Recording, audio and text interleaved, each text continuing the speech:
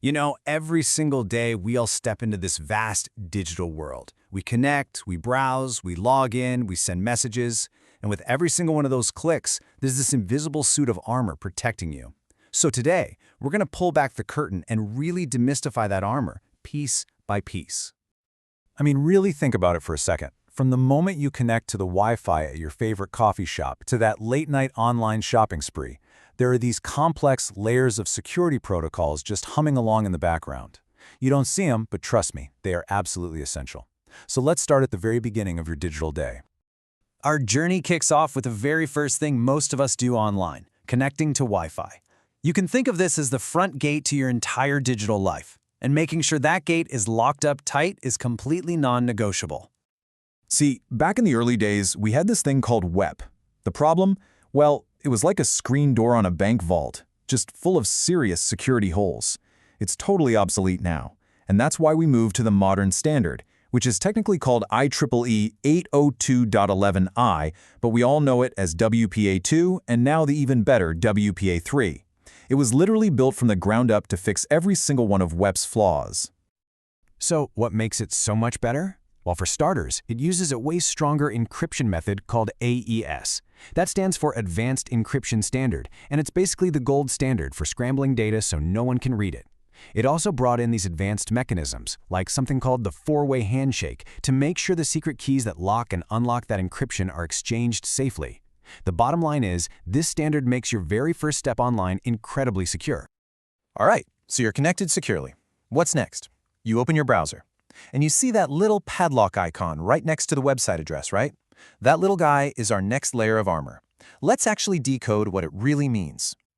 We've all seen HTTP in a web address for years, but it's that little S on the end in HTTPS that makes all the difference in the world.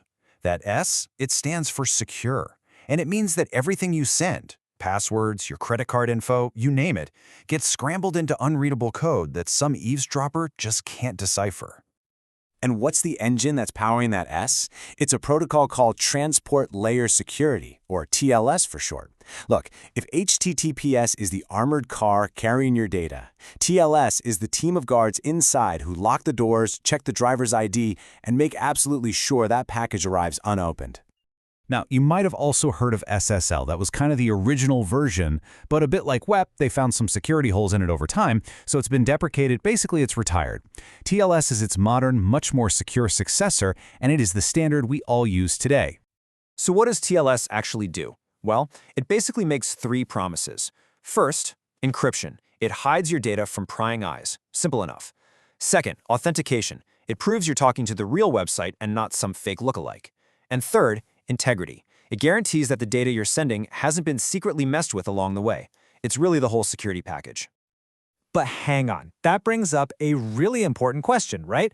How does your browser know for sure that mybank.com is really your bank and not some super clever imposter site built by a hacker?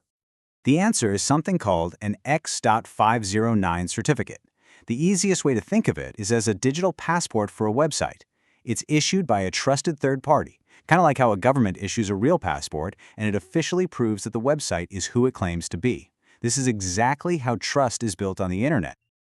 Okay, so the connection is secure, and we've verified the website is legit.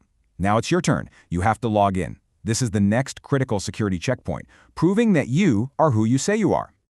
In a lot of places, like big corporate networks, this is handled by a really cool protocol called Kerberos.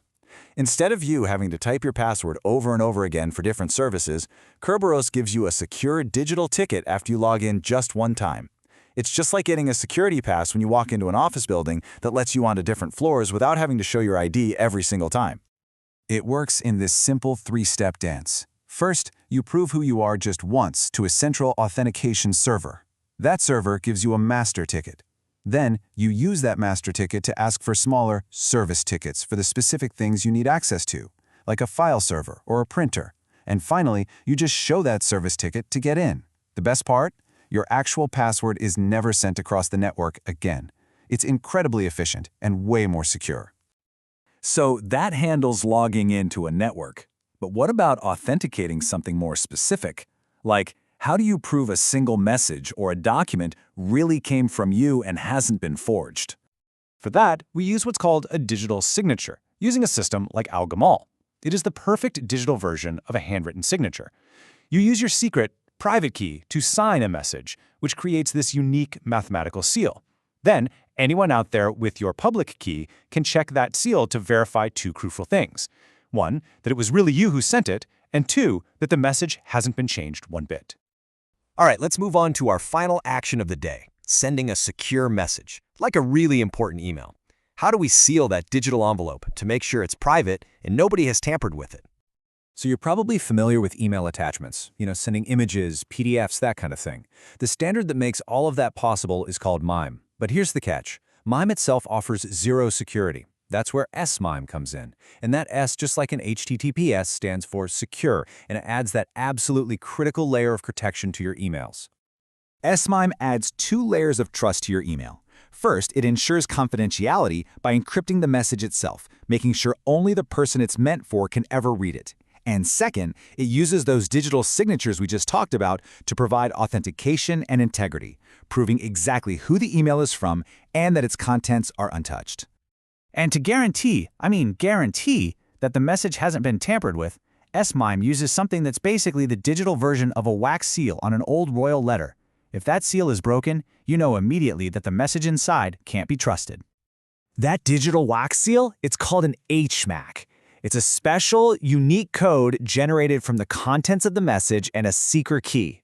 And here's the magic. If even a single character in that message gets changed, a comma, a period, anything, the HMAC code changes completely. The seal is broken, and the person on the other end knows instantly that the message has been compromised. And there you have it. From the second you connect to Wi-Fi, to browsing the web, logging in, and sending that final email, all these different protocols are working together, in concert, forming these distinct, powerful layers of invisible armor. So let's just do a quick recap of our suit of armor. We've got WPA3 to lock down your Wi-Fi connection. Then we have HTTPS and TLS, making sure your browsing is secure. We use X.509 certificates to verify a website's identity.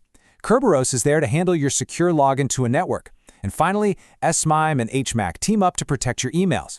Each one plays a specific, vital role in keeping you safe. This armor we have today is the result of decades of constant evolution, always adapting to keep us safe. But the digital world never, ever stands still. The threats of tomorrow are going to be different, and that leaves us with one final crucial question.